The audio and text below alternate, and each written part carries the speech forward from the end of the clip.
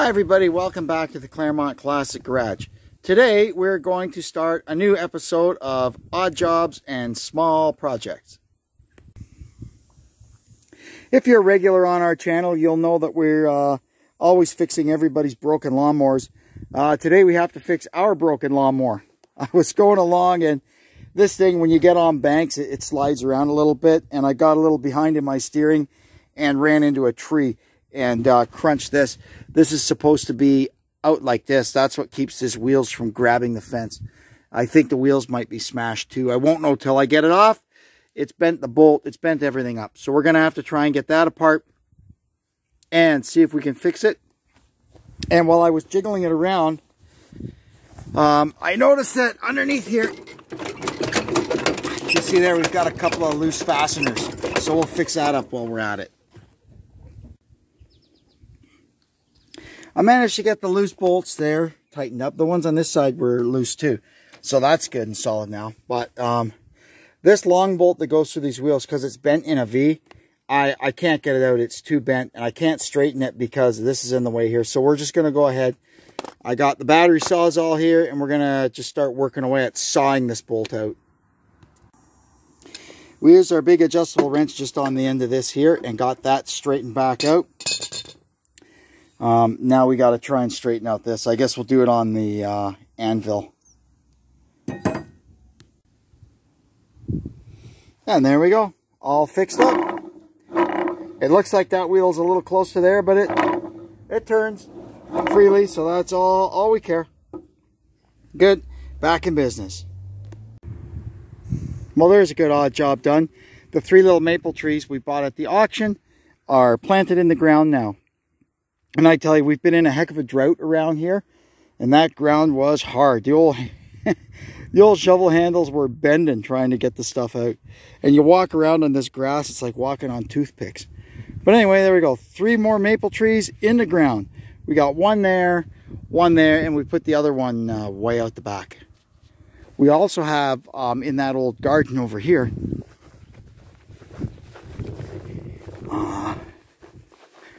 oh, it needs some trimming, but we've got a bunch of oak trees growing. I think there's 7 of them in here. These ones are all in the ground in pots, so we can transplant them later. Excuse me. That one there inside the cage is in the ground. It's staying there for keeps. Here's our next little job. I bought this hose cart at a rummage sale. And when I got home and tried to use it, I realized that it had been left outside, and this part of it had frozen and split. And somebody, you can see, has been in there with some kind of glue or something trying to fix it. And well, it didn't work. I didn't know what I was going to do about it, but I thought, hey, maybe you can buy a part. So what do you know? It turns out you can buy the part. Ames. So I just searched around with the name of this thing, and I found this online. It was $8. Yeah, I had to pay a couple of bucks to get it mailed to me, but with the price of gas these days, a lot of times it's cheaper anyway in gas and time to just have this stuff shipped to you. So I'm going to show you how to change this, because this is a pretty common problem on these hose carts in the northern climates. So all you got to do is get down in here. One clip is broken off, but you get, and I've already got this thing popped off, but you get down in here with a screwdriver and push those clips back, and then this guy here comes off. So all we got to do now, there's 3 screws there to remove, and that will pull out the spigot. So once we've got those 3 screws out, this guy should, there we go. It's a little tight because it's got a double O-ring, but that just comes out. Now inside it, you'll see down in the bottom there, there's 4 screws. So you can see 2, 3, and then you just turn the thing to get out the other ones, and this whole assembly will come out. I'll show you when I've got it out. Once you've got those 4 screws out, this thing just comes out like that. The split flange will fall in there, and we'll put that back on after.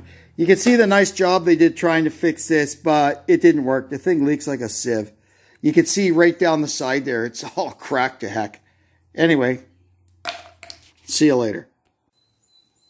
So here's our new one. We'll start by pulling that out because that goes in after. And then we have to get our flange. It's like a 2-piece flange. So it goes on like that. And we start the, oops. We start the 2 screws through it. That holds it all together. And then we'll put her in.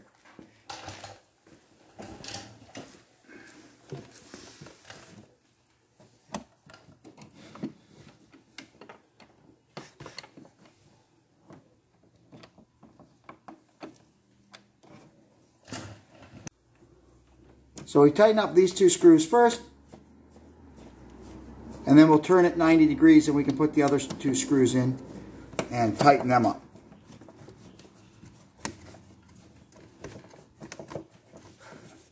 All right. Once we've got the 4 screws tight, we can put this fella back in. There we go. Now we'll put the flange on the outside.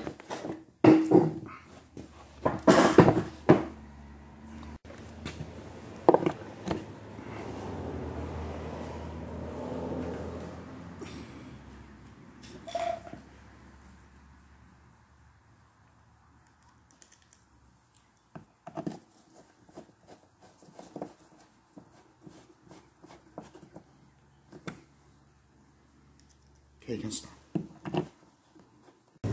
Now we're going to put the inlet hose on. Eventually, I will swap this out as I need a longer one. But for now, this is what we've got. So we'll put this puppy on.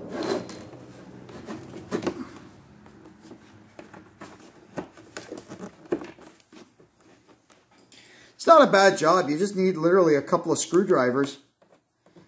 Stuff that anybody has, and you can change this thing. The best policy is to not leave this thing outside in the wintertime. But, you know, sometimes we forget. Nothing. That's how it goes. Okay, so there we are. That's in there like that.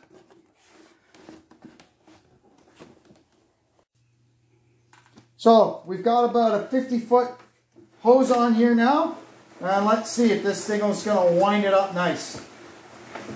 So far, so good, eh?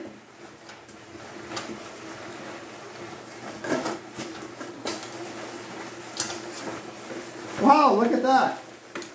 Just like a fire truck. Well, it crawled up itself there. I mean, this hose has been hanging around here for a long time. It might not be the most pliable thing. You just have to watch that going through there.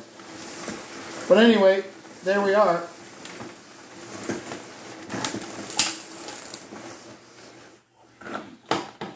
Okay. Okay, so there we have it. Now we'll go outside and try it. Well, we've turned it on. I don't like this hose. It's got a kink in it. And this thing seems to be on cruise control. There we go. The hose has a kink in it here where it's been mended. But the cart itself is good. You know? No leaks.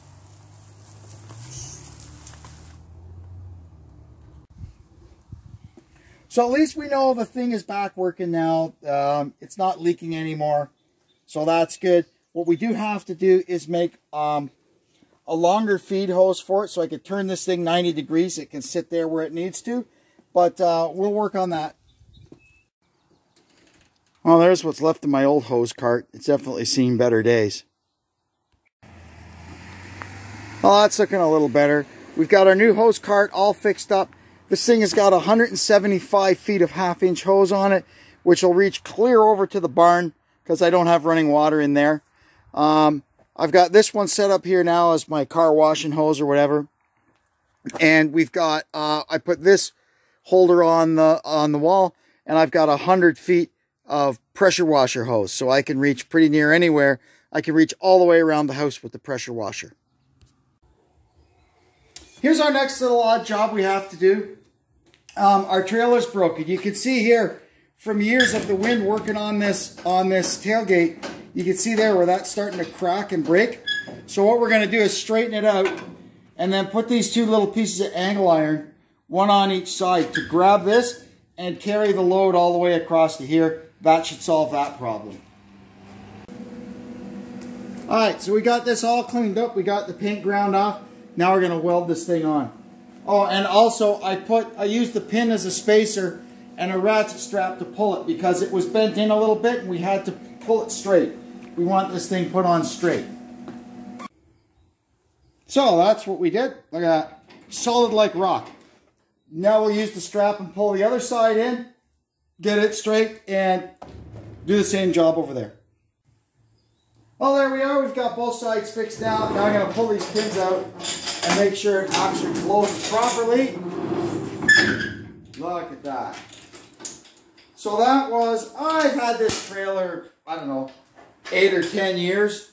And I guess all the wind just works out when you're pulling.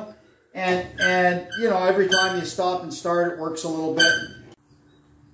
And if this proves to break again, we'll come up with some other plan. We'll re-engineer the whole tailgate. We'll do whatever we have to do. Little splash of black paint, and we're all set. Next on the odd jobs list is a little bit of Kubota love. Our seat was getting kind of banged up here on the corner, and Deb went ahead and fixed it up with some Gorilla Tape. We do this, it lasts a couple of years, and then we have to redo it. Now we're going to install our tow hooks. On the other Kubota, the one with the snowblower, we put them on these two bolts here. They actually line up. Problem with this one, because it's got the belly mower, you have to, when you're taking the belly mower off, this handle rotates down, and well, it won't with that in the way. So what we're going to do is we're going to use this bolt here. We'll put it on like that, and I'll drill a second hole for the other side of it. So here we go. I got the one on the other side. Now I'll show you how I did it. Kind of a little, excuse me, a little that way. Okay, this bolt we can't use anymore because it won't be long enough. Let me go get the proper bolt and the hook. First thing we're going to do is bolt the hook on with the one bolt. And then we'll use the hook as an actual guide as to where we're going to drill our second hole.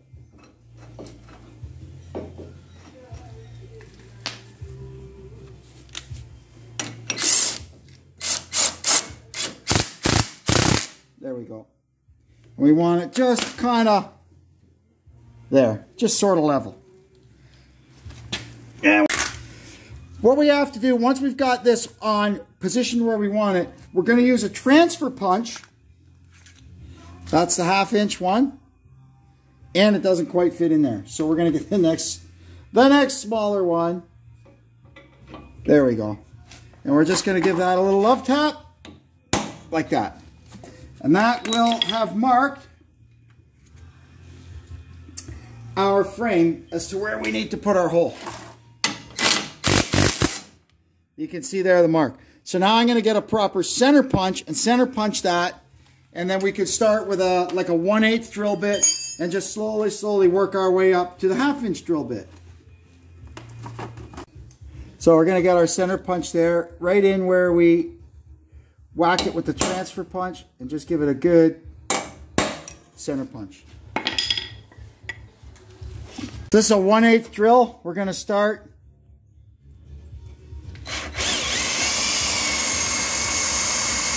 And it'll go through here pretty quick. This is 3/8 plate that we're drilling through, but it's pretty mild.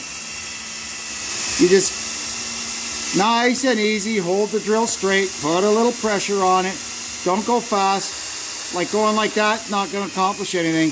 Just run the drill slow, let it do the work.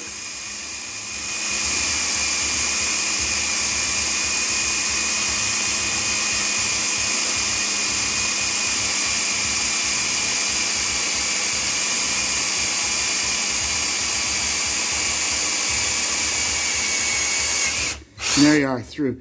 And now we're going to just work our way up. And I'll be back in a minute.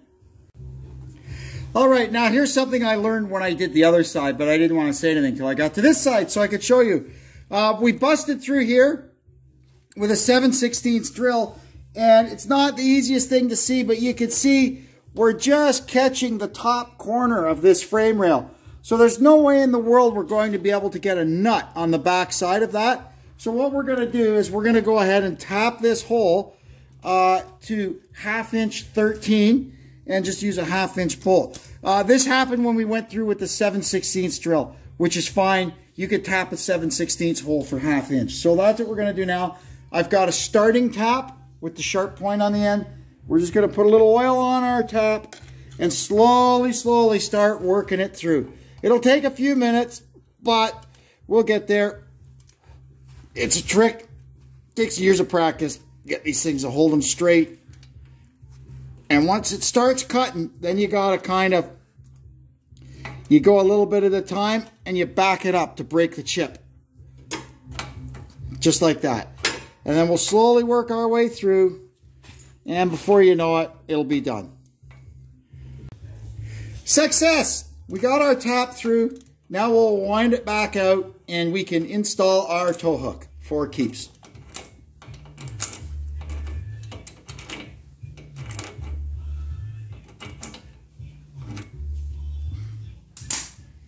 Okay.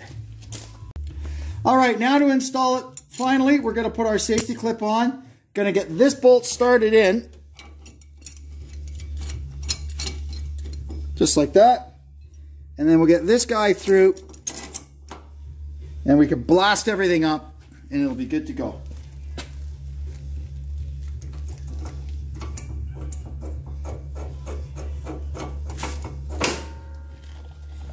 Where's our impact gun? All right, ready? Okay. I looked across it and made sure they're kind of at the same angle of dangle.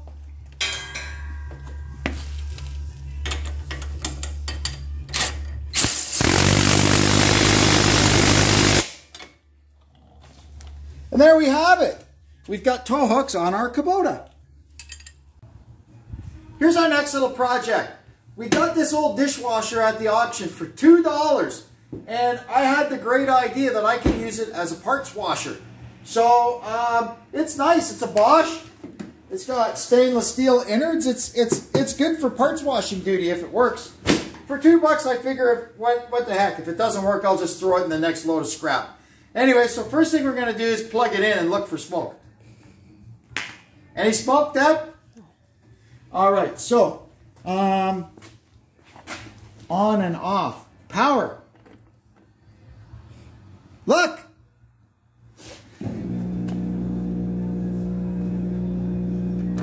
Okay, cancel. Cancel.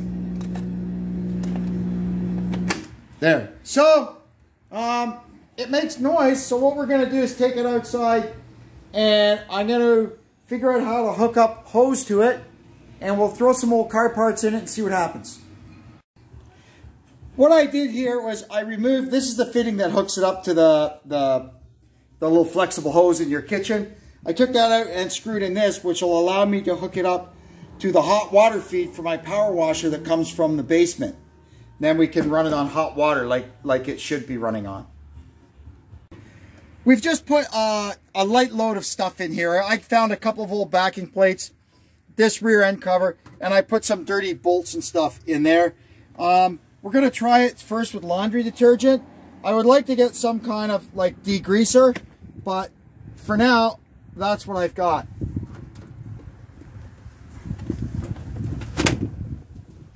Okay, so we've got it hooked up to water. The water is on.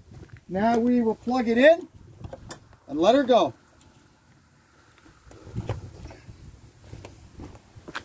Put the power on. Regular wash we want.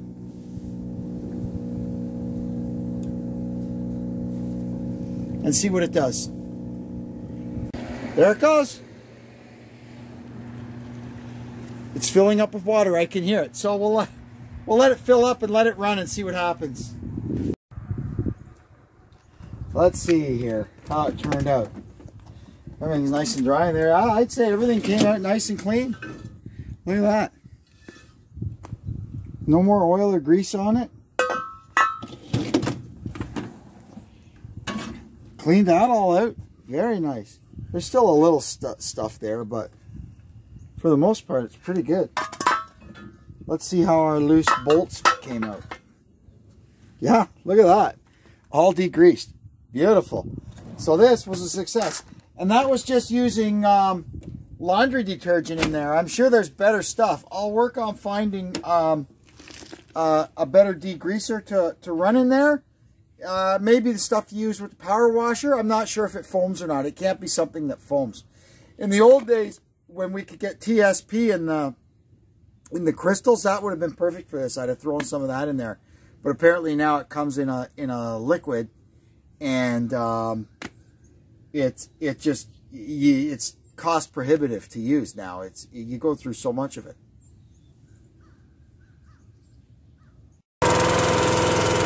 Next thing we got to do is split all this wood and stack it. This is leftovers from when our willow tree was cut down and some other little pruning jobs around here. And it's been sitting here all summer. Now it's getting on my nerves, so we'll get it cleaned up.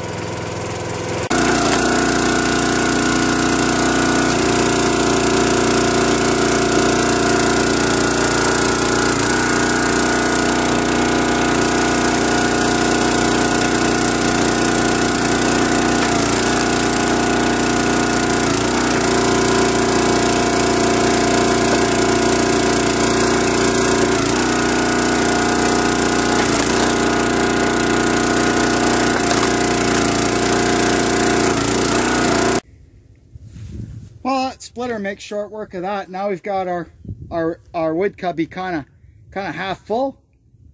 It was just about empty before. Geez, man, this has got to be the longest odd jobs and small projects video I've ever done. I started this thing, I think, in August, and I haven't been really doing a bunch of little odd jobs. But anyway, winter is upon us, and as usual, I'm caught with my pants down. It's snowing outside, and there's the snow tires for the truck, all in a pile on the floor. So we're going to get these changed quick, because I need this truck in the next day or two to do some road tripping.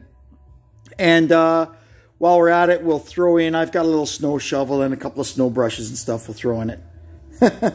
Wow, I tell you, the season's changed. Last week I was out in a t-shirt cutting trees and mowing grass. And this week it's snowing.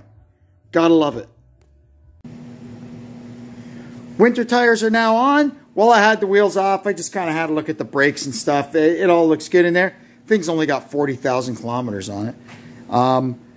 Wheels are torqued. Air pressure's set.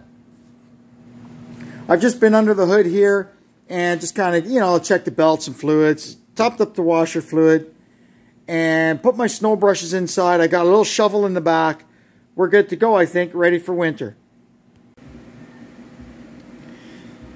Now that the Ram is tucked away back in its little parking spot over in the barn, we got to get the Snowboda ready. We're supposed to get 5 to 10 centimeters overnight. That's like, 3-4 inches maybe. But still, I like to have this thing ready if I got to scrape off the driveway. And sometimes they say we're getting 3 centimeters and we end up getting 30, which is a foot. You just never know. So anyway, this isn't really up for any major service. It's still a few hours away from that. But we're just going to go around it, give it a little bit of a grease, make sure all the lights work, and make sure it's operationally ready to go.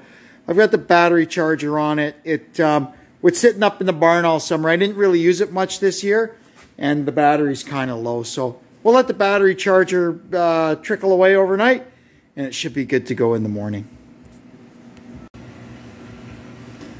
Wow, looks good from here, doesn't it?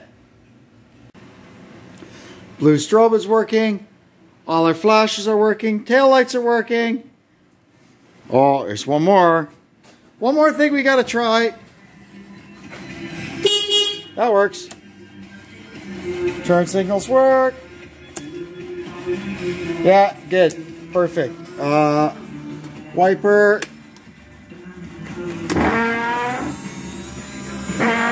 Yeah, good. Oh, that's really nice, eh?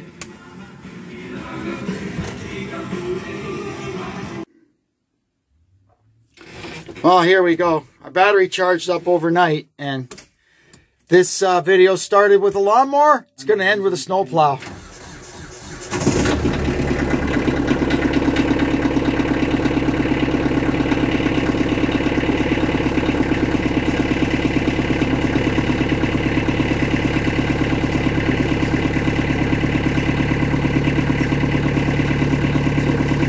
Yuck. Oh, let me get this cleaned up.